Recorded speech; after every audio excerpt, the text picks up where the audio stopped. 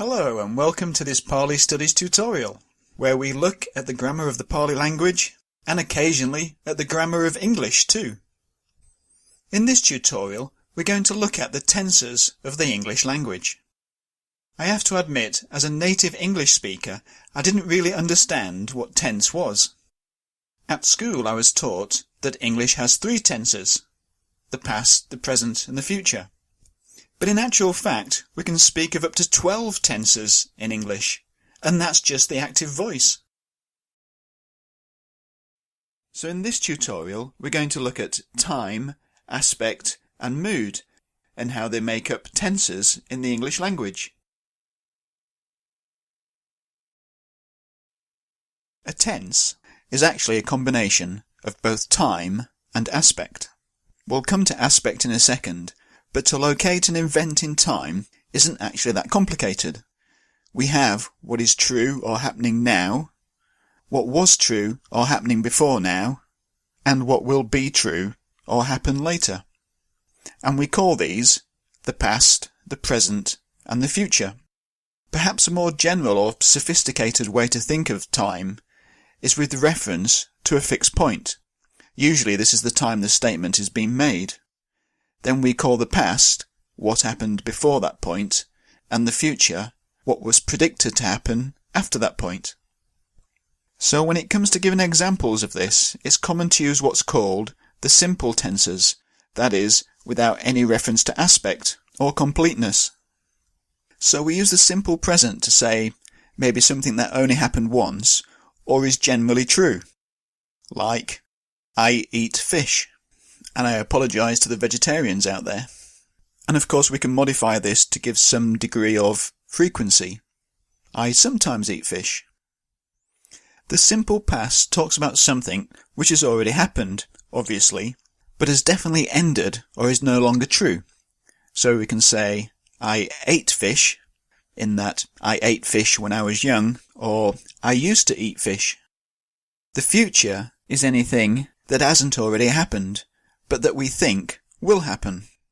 There's actually two forms of the simple future in English: the will form and the be going to form.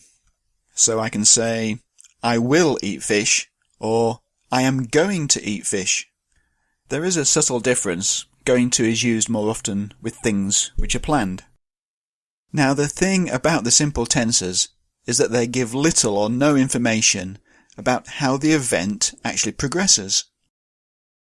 To help understand what aspect is, let us think about the different sorts of things a verb can represent. It can stand for an action or an event, like I stand up. A process, like I am standing up, which is ongoing, or I have stood up, which is a completed process, or a state, I am standing. These statements are actually all about something happening now, but each communicates a slightly different meaning. And that's where aspect comes in. Aspect describes how an event extends over time, and all three time periods can be varied to give information about the duration of the event. So in English we can split aspect into two main classes: the imperfective and the perfective.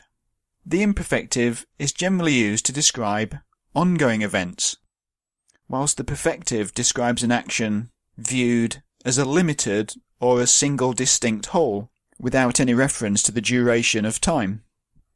Now, further distinctions can be made, for example, to distinguish ongoing actions from repetitive actions. So within the imperfective we can speak of progressive, continuous, and habitual. But again, the differences are subtle, and it's quite common to conflate these terms and even use them interchangeably, especially the progressive and the continuous. And in this tutorial I'm going to do the same. I'm going to treat the progressive, the continuous, and the imperfective as all the same thing. And within the perfective there's also something confusingly called the perfect aspect, which is slightly different, but for now I'm just going to ignore it. Now often these two classes of aspects are described as incomplete and completed. Though somewhat inaccurate, it's a good idea to bear these labels in mind as we look at them in more detail now. So if we take the imperfective aspect first, in fact let's call it the continuous as that actually makes some sense. Continuous here means an event that's ongoing. So the present continuous is an event which is both happening now and ongoing. For instance, I am eating fish. This doesn't mean to say that it will happen forever, but that it's underway or in progress. Saying I eat fish is not the same as saying I am eating fish. One is a statement of fact without further clarification, whilst the other is talking about an ongoing process. And again, we can modify this for frequency, so I can say I am occasionally eating fish. The past continuous is slightly different. It's used to describe an ongoing event, but one which was interrupted. So I could say, I was eating fish when you called, or I was eating fish until the age of 7. Here the statement, I was eating fish, is like a background. It sets the scene for another event. Similarly, we use the future continuous to talk about things that might be interrupted in the future, or to predict what will happen at a specific time. And again with the future we have the two forms, the will form and the going to be form. So we can say, I will be eating fish for dinner, or I am going to be eating fish for dinner. Now, although a little inaccurate, we can say that the perfective aspect relates to an unspecific time in the past, but where the impact continues relative to another event. So the present perfect connects the recent past with a present event. For instance, someone has eaten my fish, or I have just eaten fish. I have eaten fish for most of my life. Words like already, just, and yet are very common with this aspect. So the past perfect describes an event which had completed even earlier, one which took place before a specific time in the past or before another action. So we could say, I had just eaten fish when I fell ill. Notice the difference to the past continuous, where an event already underway is interrupted, whereas the past perfect places a completed event before that interruption. Likewise, the future perfect expresses an idea that something will occur before another action in the future. It's used for activities or events forecast to be completed by a particular time. For instance, I will have eaten fish tonight. Finally, English allows the perfective and continuous aspects to be combined, and this is used to describe an action that started previously and has continued. So we use the present perfect continuous to show that something started in the past and has continued up until the present. For instance, I have been eating fish now for several days. Likewise, we use the past perfect continuous to show that something started in the past and continued up until another event in the past. So, I had been eating fish when you called. And we use the future perfect continuous to show that something has already started and will continue up until a particular point in the future. I will have been eating fish for a week by the end of today. And again, notice the difference to the continuous aspect.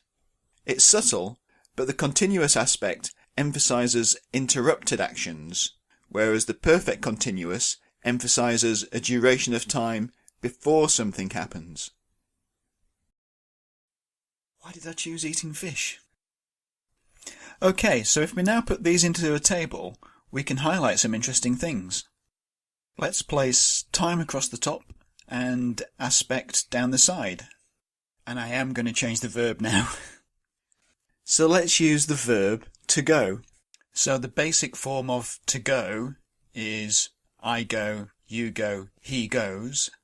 and the past form of go is went. I went, you went, he went. And the future form is will go. I will go, you will go, he will go. Now the first thing to notice here is that English only has two morphological times. That is, the verb to go is inflected for time to indicate the past and also the non-past, which is the present but also the future. To indicate the future, we take the basic form of the verb, go, and add the auxiliary will. So we have the combination will go. This combining of verbs instead of inflection is called periphrasis, and we'll come back to this in a second.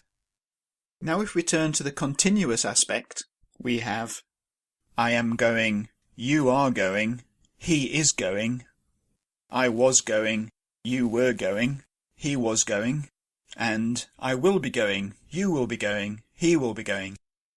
So now there's a couple of things to notice here. With the continuous aspect, the verb is always in its present participle form, that is, the ing form. And even though it's called a present participle, it's used for all three time periods. The time period is actually indicated by the inflection of the auxiliary verb, and the auxiliary is always a form of the verb to be. So in the present time we have the present tense forms, and in the past we have the past tense forms, and the future takes will be. Now in the perfective, I have gone, you have gone, he has gone, and in the past, I had gone, you had gone, he had gone, and in the future, I will have gone, you will have gone, he will have gone. Now a form of the verb to have accompanies the past participle, and again it's the auxiliary which indicates the time period. And finally, with the combination of the perfective and the continuous, we get a form of the verb to have plus the auxiliary been and a present participle. So I have been going, you have been going, he has been going. In the past, I had been going, you had been going, he had been going. And in the future, I will have been going, you will have been going, he will have been going. So, with the table now complete, we can point out another couple of features. And the first is that the verb to go only appears in 4 distinct forms. And these are usually referred to as principal parts, which are the basic form of the verb, the past form, the present participle, and the past participle. In English, the present participle is always easy to spot because it ends ing. So we have to go, went, going, and gone, or to eat, ate, eating, and eaten. These are called irregular verbs because the past form doesn't conform to any specific rule. With a regular verb, the past form is created by adding the suffix ed. And also with regular verbs, the past participle is often indistinguishable from the past form. But when participles are used as finite verbs, that is to convey an aspect and time period, they're always accompanied by an auxiliary verb. So the simple present is conveyed by the base form of the verb, and the simple past by adding the suffix ed. Although as we've seen in English there's many irregularities, and these are termed inflectional forms.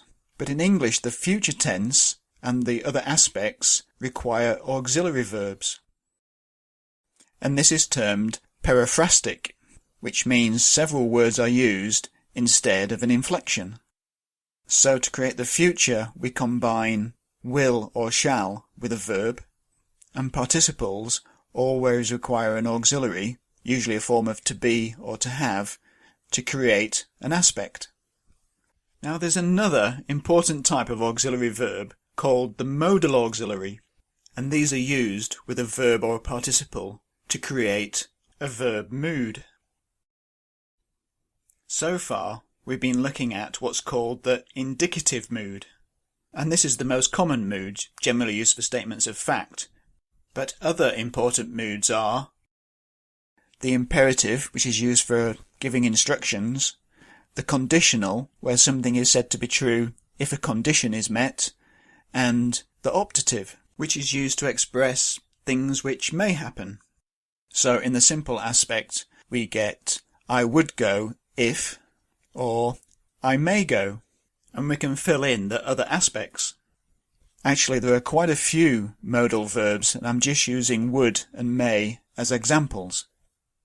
An important point to notice here is that it's just the indicative mood which indicates time period. The other verbal moods only have aspect, but follow the same rules that we've just looked at. And finally, we should look at tenses in the passive voice. In a previous video on the passive voice, I said that the passive is always expressed by a form of the verb to be and a past participle. Well, this is true in the simple aspect. So we can say, I am seen, you are seen, or he is seen, or in the past, he was seen, or they were seen, and in the future, I will be seen, you will be seen, he will be seen. Then in the continuous aspect, we have a form of the verb to be, plus being and a past participle. So we get, I am being seen, and in the past, I was being seen, and in the future, I will be being seen. But in the perfective, we have a form of the verb to have, plus been and a past participle. So we get, I have been seen, in the past, I had been seen, and in the future, I will have been seen. And although it's possible to form the perfective continuous, it doesn't really make that much sense. So I'm going to skip it here. So now we can take these formula that I've been giving you and put these in a table and add in the ones from the active voice. So now we can see some more patterns. If a participle is used as a finite verb, and here I must stress we're only talking about finite verbs, participles do get used for other things, but if the main verb is in a participle form and it's accompanied by a form of the verb to be, which has been inflected for person, number, but also for time period, then if it's a past participle, it must be in the passive voice, but if it's a present participle, we've got a form of active continuous. It's probably worth noting here that with the simple active voice, you'll have a form of the verb itself which is inflected and no auxiliary. Now we can also see that all forms of the perfective aspect use the auxiliary to have, and the perfective continuous can be identified by its use of the present participle. In fact, the present participle only gets used for forms of the continuous aspect and in active voice. And with all the forms, except the active simple, it's the auxiliary verb which indicates the time period being expressed. Well, that was a quick run-through of tenses in the English language, and I know they can be quite confusing and awkward, so I hope these formula tables help you both identifying and forming the tenses. So to summarise, the key insight with all these different tenses is that each statement takes place at a specific moment, whether in the past, present or future. And the point of aspects is that they tell you, as of that moment, the status of the action. In total, they give us 12 possibilities in the English language.